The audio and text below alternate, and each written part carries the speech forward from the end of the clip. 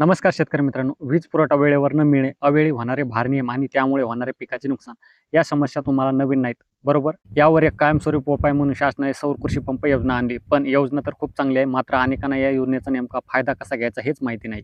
आणि ज्यांनी हे पंप घेतलेत त्यांच्यापैकी काहींचे पंप बंद आहेत, काहींचे नुकसान झाले, तर काहींना पूर्ण पैसे भरूनही त्यांना अजून पंप मिळालेला नाही. तुमची ही अशीच काहीशी तक्रार आहे का? तर मग हा व्हिडिओ शेवटपर्यंत नक्की पहा, कारण महावितरणाने तुमच्या या सर्व समस्या सोडवण्यासाठी एक मोठे आणि दिलासादायक पाऊल उचलले आहेत. आजकाल शासनाकडून सौर ऊर्जेवर अधिकाधिक भर दिला जात आहे.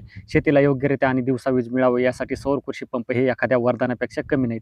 पण तरीही अपुरी माहिती आणि आधीच असलेल्या प्रलंबित तक्रारीमुळे अनेक शेतकरी या योजनेकडे वळायला थोडे कचरतात. हीच अडचण ओळखून आता महावितरणाने थेट तुमच्या उपविभाग स्तरावर विशेष सौर ऊर्जा जनजागृती आणि तक्रार निवारण शिबिरांचे आयोजन केले आहे. आता तुमच्या मनात प्रश्न आला असेल, की या शिबिरांमध्ये नेमक्या कोणत्या तक्रारी सोडवल्या जातील? तर लक्ष देऊन ऐका. पहिली, तुमचा सौर पंप काही कारणास्तव कार्यरत नसेल किंवा बंद पडला असेल तर. दुसरा, पूर, वादळ किंवा माकडांसारख्या प्राण्यांमुळे सोलार पॅनल किंवा पंपाचे नुकसान झाले असेल. तिसरा, तुमचे सोलार पॅनल किंवा पंप चोरीला गेले असतील. चौथं, पंपाची पाणी उचलण्याची प्रणाली काम करत नसेल तर. पाचवं आणि सर्वात महत्त्वाचं, तुम्ही पंपाची संपूर्ण रक्कम महावितरणाकडे भरलेली आहे आणि अजूनही तुमच्या शेतात पंपाची स्थापना झालेली नाही. यापैकी कोणतीही समस्या असली तर तिचे निवारण या विशेष शिबिरात केले जाणार आहे. शेतकरी मित्रांनो, महावितरणाचा मुख्य उद्देश हाच आहे, की कृषी पंप ग्राहकांचे संपूर्ण समाधान झाले पाहिजे.